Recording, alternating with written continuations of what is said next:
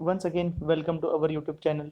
Today we are going to discuss unit number 5, that is linear and angular measurement in engineering metrology.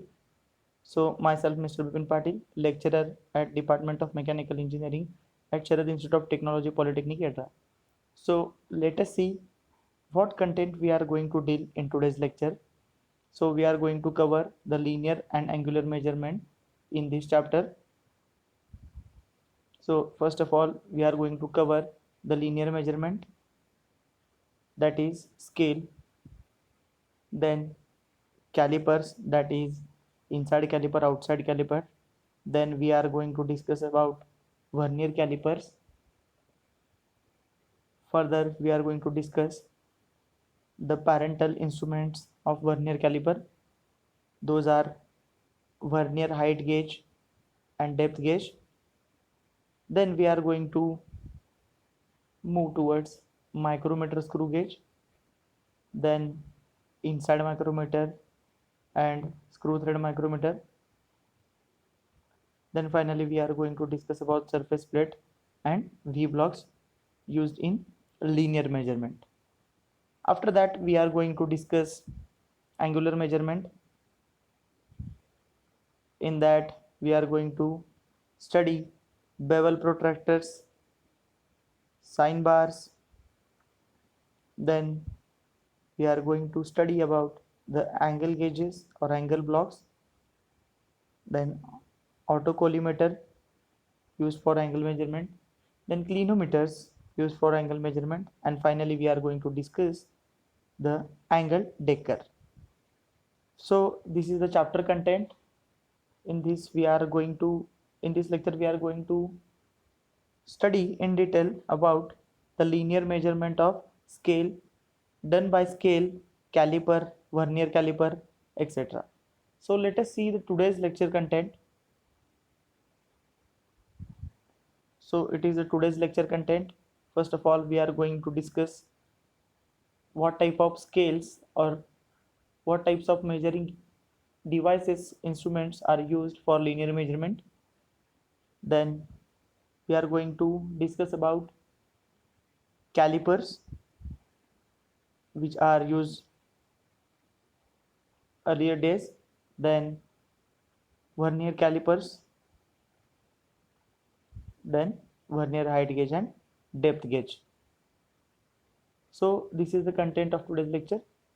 Let us see in detail what is meant by scale and how exactly the scales are used. So this is the scale. Here you can see which is the one of the device which is used for linear measurement. So why the linear measurement is done? The linear measurement is very important or useful to compare the actual measurements with the already existing standard measurement. And the linear measurement includes the measurement of length, diameter, height and thicknesses. The basic principle of linear measurement is that to compare with the standard dimension on a suitable engraved instrument or device.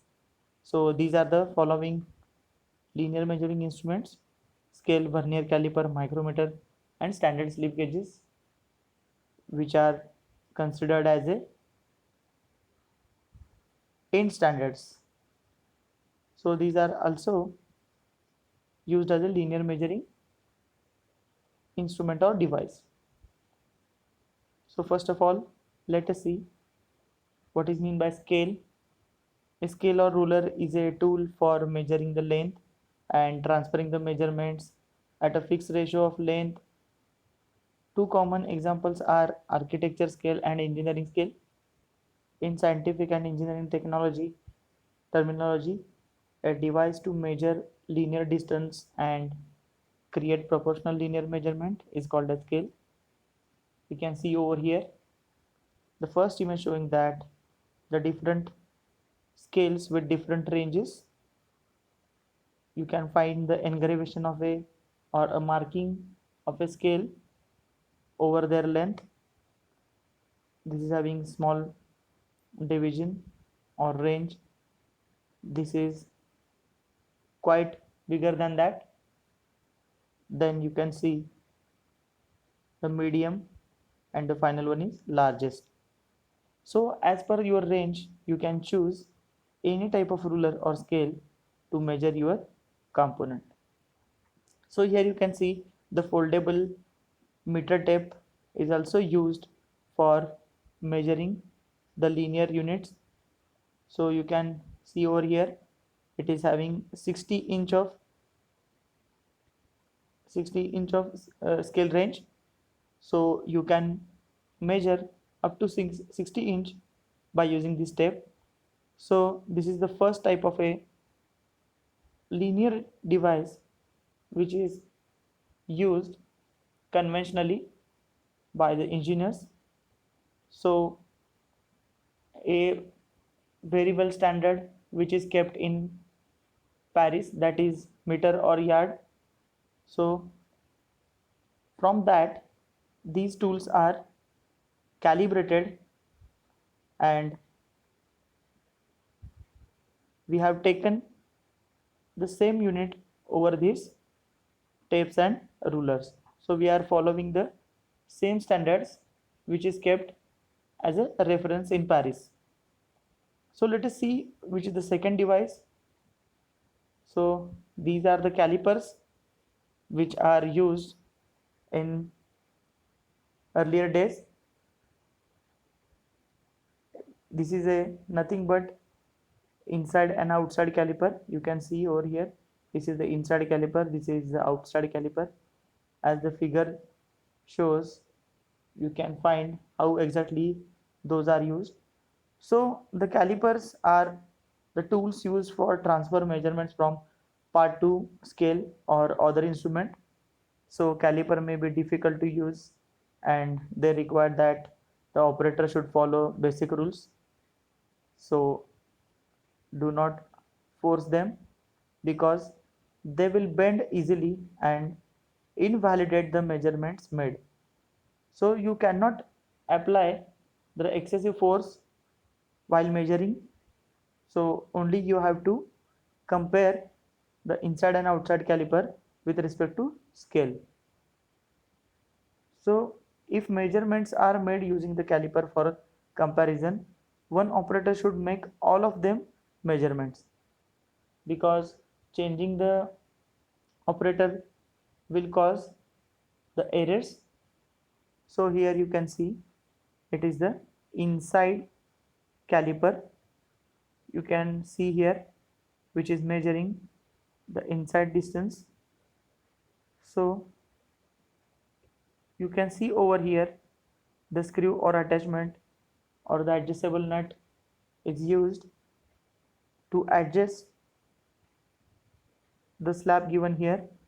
So directly you can trace the distance with respect to scale. Also you can find here the outside caliper which is measuring the outside parameters, that is diameter of a this particular rod. So you can see the diameter of a rod is measured using this caliper. So these are not accurate as compared to the other instruments like vernier or vernier caliper or micrometer screw gauge. So these are only used to compare the dimensions. Let us see how exactly these are looks like. So this is the divider which is also used to transfer the distance or the height. The second one is inside caliper, and the third one is outside caliper. These are the adjustable nuts used to vary the dimension. Here you can see. So these are only the comparing devices. You cannot take, or these cannot give you the direct reading. You have to transfer this distance to the linear scale or ruler. Let us see the next device or instrument, that is vernier caliper. The vernier calipers are used to measure both internal as well as external dimensions. You can see over here the structure how exactly the vernier caliper looks like. You can see the different types of parts assembled in vernier caliper. First one is a upper jaw for inside measurement. Here you can see the upper jaw. By using these upper jaw, you can find out the inside measurement or inside parameters. Then the second one is lower jaw for outside measurement. You can see over here the lower jaw which is used to measure the outside measurements. Here you can see the main scale, and here you can see the vernier scale which is engraved in this channel, from which the fixed jaw is sliding. So this is the thumb screw, this is the lock nut or lock screw, and the extra attachment is given to measure the depth inside the component, or the depth of groove or step. You can find over here the depth rod. So this is the construction details of a vernier caliper. So as per their measuring range, the vernier calipers having different ranges. It is up to 100 mm or 10 centimeter to 150 mm to 15 centimeter, 200 mm to 20 centimeter. You can choose as per your requirement. So in detail, we are going to discuss how exactly the vernier calipers are used, how exactly the least count of vernier caliper is calculated. Let us see. So this is the formula which gives you the least count of a vernier caliper. The smallest division on main scale upon the total number of division on vernier scale. It is the definition, or you can say it is the ratio of smallest division on main scale upon total number of division on vernier scale. In this particular section figure, you can see the main scale having the smallest division, that is 1 mm. You can find over here it is 1 mm, and the total number of division on vernier scale, it is up 1, it is 0 to, it is from 0 to 10. So 0 to 50. So one division is carrying 1, 2, 3, 4 and 5. So up to 50 it is having the 50 divisions. So the total number of divisions on vernier scale is 50. So taking the ratio, and we will finally come to the least count, that is 0.02 mm, 0.02 mm. It is the least count of a vernier caliper. It is the one method to calculate the least count of a vernier caliper. Also, you can find out the least count by using the following formulae. You can see further. So here it is. You can find MSD is nothing but main scale division upon vernier scale division. You can see over here. So 49 main scale division and 1 main scale division is 1 mm. So the 50 vernier scale divisions, main scale division are 49. So you can see over here, if you match 0 to 0, you will get the matching lines which are exactly matches with upper and lower line. The upper line showing that the reading is 49, and the lower division which is matching with the upper division, that is 50. So the 49 main scale divisions are matching with the 50 vernier scale divisions. So taking the ratio, we will directly calculate. It is equal to 0.98 mm, and if the least count is calculated by using the further formulae, that is 1 main scale division minus 1 vernier scale division. 1 main scale division is of 1 mm and the 1 vernier scale division is 0.98 mm. So by subtracting this equation, we will get the least count of a metric vernier caliper, that is 0.02 mm. So it is another method to calculate the least count of a vernier caliper.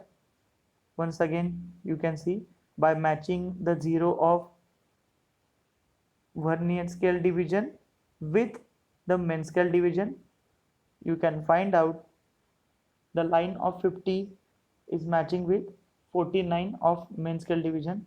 So one vernier scale division can be calculated by taking the ratio of 49 upon 50. So we will get 0.98 mm, and by this formula we can calculate least count is equal to 1 main scale minus 1 vernier scale division. So finally we will get 0.02 mm. So let us see the next instrument, which is a digital vernier caliper. So it will give the accurate measurements than our analog vernier caliper. You can see over here.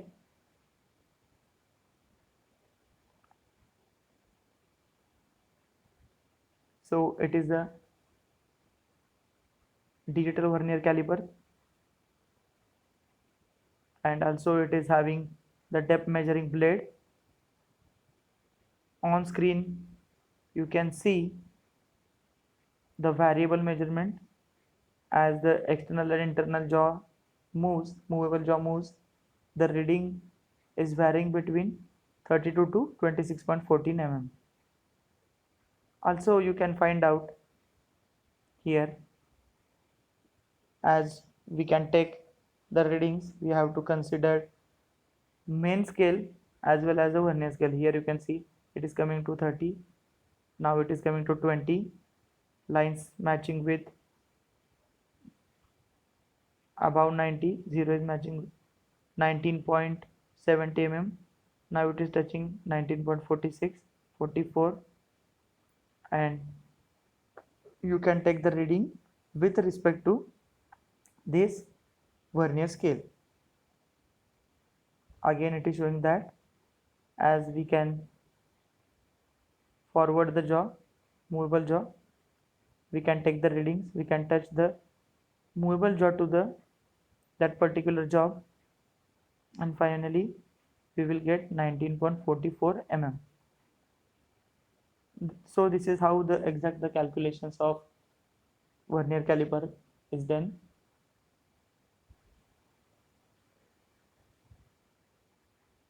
So next device or the instrument is vernier height gauge, which is from the same family, that is vernier caliper. The principle of the vernier height gauge is same as the vernier caliper. So this is also uses the same principle vernier caliper and used especially for measurement of height. So in figure you can see the marking as well as the reading can be taken by using the vernier height gauge. It is placed on the standard surface plate to give the reference datum or the reference surface. So it is equipped with the special base block, sliding jaw assembly, and a removable clamp. You can see over here the sliding block assembly. This is the sliding block assembly, and removable clamps. These are the removable clamps. You can see 1, 2, and 3. A scribing attachment in a place of measuring jaw can be used to scribe line at a certain distance above the surface. So this is the scriber, which is having the hard material or hardened material to measuring jaw to scribe lines on a certain distance above the surface. So the specification of vernier height gauge is made by specifying the range required and any particular requirement in regard to the type of vernier desired. Actually, if your component is having more height, then you will require the range of particular vernier height gauge should high, and when the component is small, you have to take as per the required desired height. So the specifications varies as your application varies. So let us see the diagram of vernier height gauge. You can see over here. So these are vertical bars, the guiding surface. So clamping screws are given. Then fine adjustable screw is given to adjust the height of a scriber. Then the vernier scale, you can see over that assembly which is in action of to and fro motion.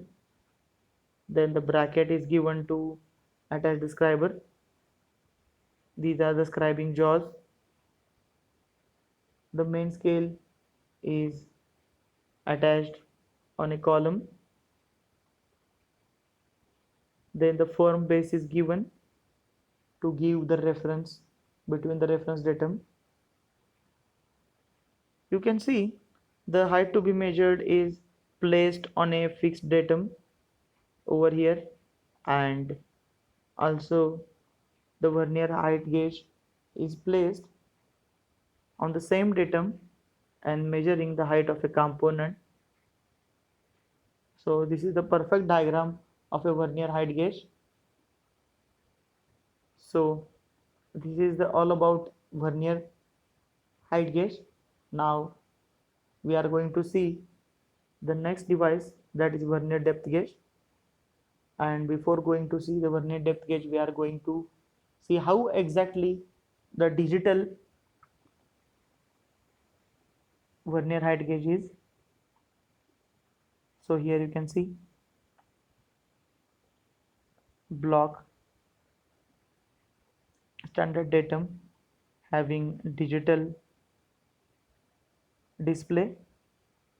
You can see over here these are the scribers attached to the direct display or movable jaws. You can see over here.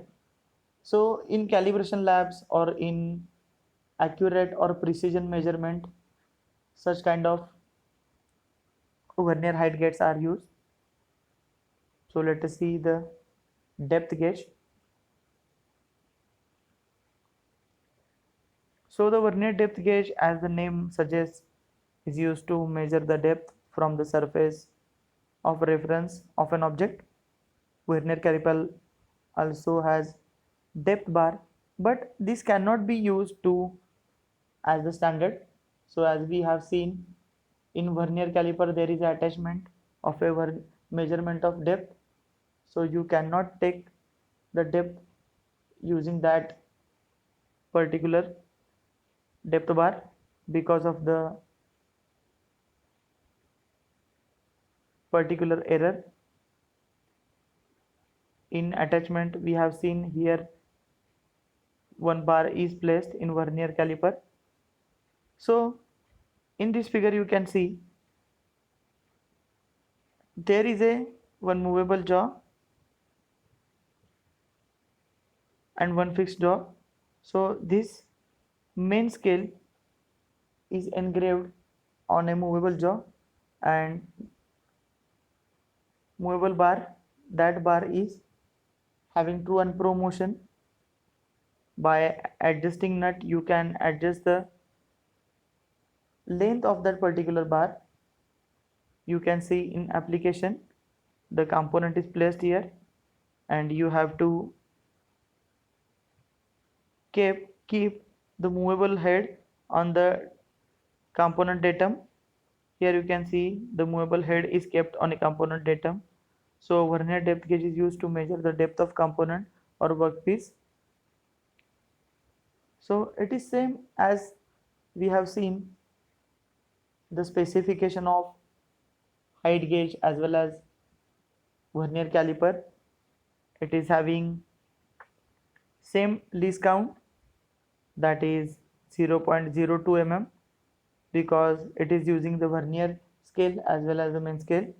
So here it is the vernier scale VS and it is the main scale, that is MS.